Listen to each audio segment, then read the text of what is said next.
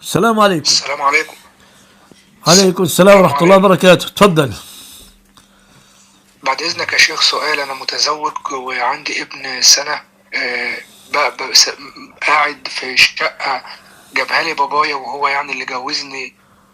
بتبعد عن منزلنا بتاع أبي وأمي ساعتين.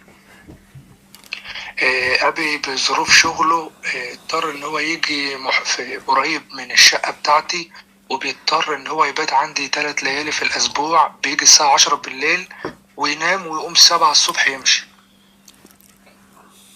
فمراتي متضررة وقالت لي إن هي ما بتاخدش راحتها. فقلت لها لأ، بابايا يقعد وأنا وأنت نمشي لو حصلت. فكلمت مامتها، ومامتها كلمتني وقالت لي ادي السؤال، ادي السؤال.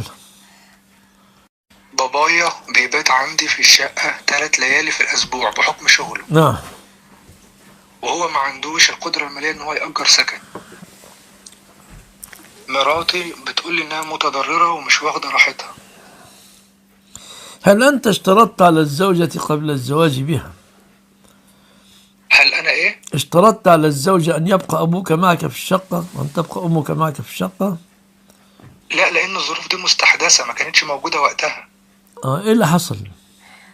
وبعدين هو بيجي بس 10 بالليل ينام، ويقوم 7 الصبح يمشي 3 ليالي في الأسبوع بس. أبوك أبوك اه. والزوجة لا أبويا تريده، اه. والزوجة لا تريده. لا الزوجة لا تريده.